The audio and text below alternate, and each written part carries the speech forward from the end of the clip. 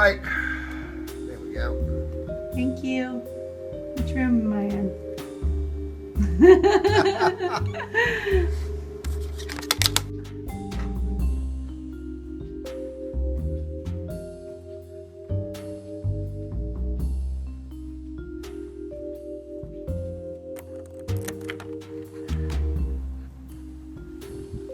Voila!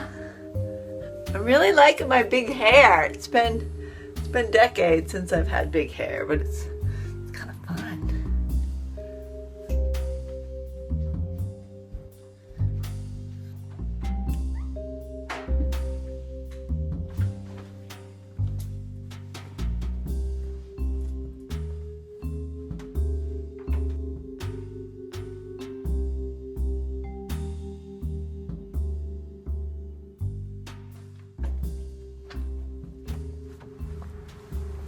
I've had many of you guys and quite a few truck drivers ask how you eat healthy on the road.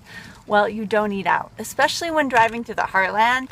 I've been around our country enough to know that it's going to be really hard to find consistently good fresh food. So this is what eating on the road looks like for me. And now I didn't doctor this up. This is just like my little pig pen of road food. So here it goes. Seaweed snacks. Last night I stopped and I got some dolmas, which are grape leaves, stuffed grape leaves. And these are delicious, and it was really cold, so I just left them out. And a box of oranges. I have my vitamins. I have fruit. There's some strawberries. I have salt and a little knife because I'm an avocado lover. So I can just cut open the avocado, sprinkle on some salt, and eat it like an apple. Peel it. I got some kombucha, and then I brought a cooler from home, and I made some hummus. I've got maybe another 2 days worth of hummus out of that. Some celery, carrots, some chard. I've got some Bubby's pickles. These are naturally fermented. They're really good for your gut bacteria. Some kombucha, and I got some sauerkraut.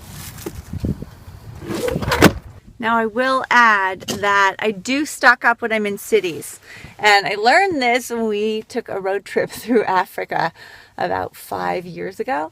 You go into the cities, you get all of your necessities, raw pickles I can find in the cities, grape leaves, that sort of thing. And when I do have a kitchen, I'll make something like hummus, or I'll make wraps or little burritos using chard leaves, and I'll make 3 or 4 of them and just put them in the cooler and periodically get ice. And it's a pretty easy thing to do, really. Another thing I do is I have a little bag of kind of essential things like tea. I have my knife, some green tea, and a tea strainer.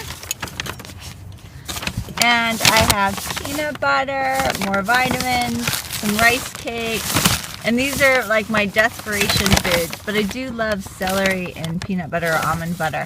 And then some tea bags, so when it's late at night I can just have, stop at a gas station and get some hot water, and then just have a little herbal tea.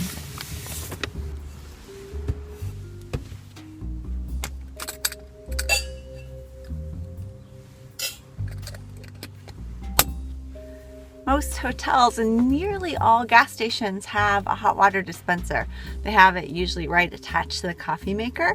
And so I went in and got some hot water, and I think I'm gonna have the rest of yesterday's dolmas and some strawberries for breakfast. Now Topeka is a college town, and there's a really cute, highly rated coffee shop called PT's over by campus.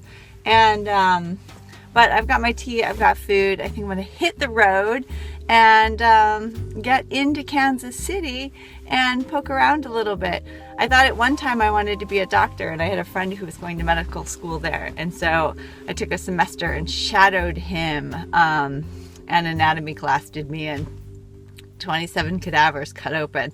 So I have not been to Kansas City since, gosh, 91? 90?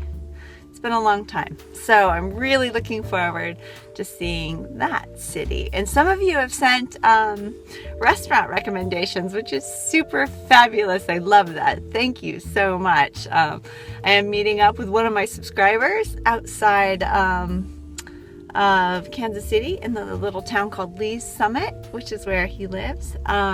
So yeah, you guys have made this really fun for me. It's been such a fun road trip, heading across country, seeing the beautiful diversity in our country and just the vastness of the Northwest and kind of the Central Plains area. It's been really lovely. I downloaded some audio books. In the car is when I do my heavy reading. So I've got Martin Buber, I've got Heidegger, I've got some mid-century philosophers. What else do I have? I listened to Rob Bell's book yesterday, and yeah, it's kind of my happy place.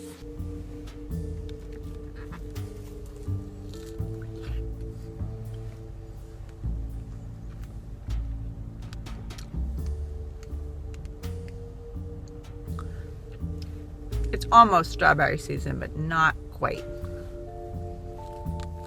So I hope you're enjoying the trip as much as I am.